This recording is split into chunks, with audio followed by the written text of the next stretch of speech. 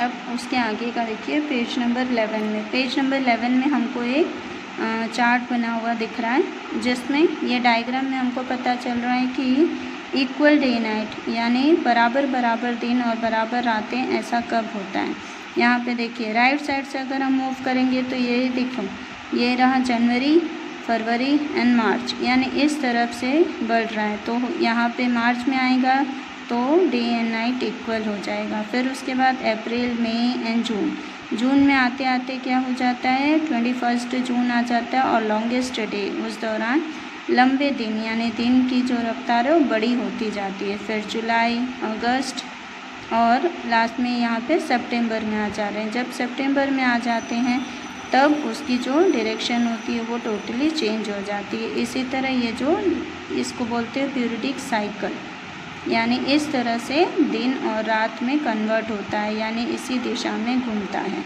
और जब घूमता है तो पूरा 1 वर्ष का टाइम लेता है। जो पूरे 1 वर्ष का टाइम लेता है that is called revolution. It takes 365 days, पूरा 1 वर्ष। तो मतलब यहाँ दिसंबर से अगर चालू हो रहा है वो, तो पूरा वापस आके दिसंबर पे ही ख़त्म होता है।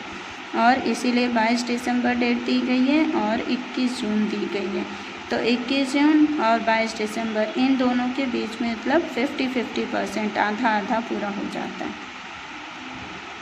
देन 2.8 में दिया है रेवोल्यूशन ऑफ द अर्थ। अब पृथ्वी का जो रेवोल्यूशन होता है वो कैसे होता है, कब होता है। List of some festivals and the seasons of their celebration is given below.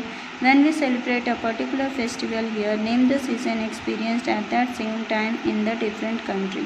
Find out the complete table. अब एक टेबल दिया हुआ है, इस टेबल के हिसाब से फेस्टिवल्स के नाम दिए हुए हैं और वो फेस्टिवल कौन से सीज़न में आता है यानी कौन से मौसम के दौरान पड़ता है वो हमें बताना है।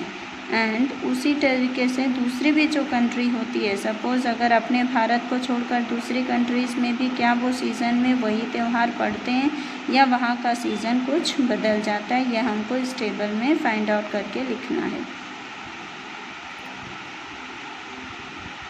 अब यहाँ पे एक और पिक्चर दिया गया है जो कि 2.9 में 2.9 की एक्टिविटी से हमको क्या पता चल रहा है, the sun at midnight in Norway. अब नॉर्वे की तरफ जब हम जाते हैं तो सन जो होता है वो मिडनाइट में यानी आधी रात में सूरज की रोशनी का किस तरह से अभाव पड़ता है वही पिक्चर को देखकर समझ सकते हैं। This photograph has been taken at different times of the day.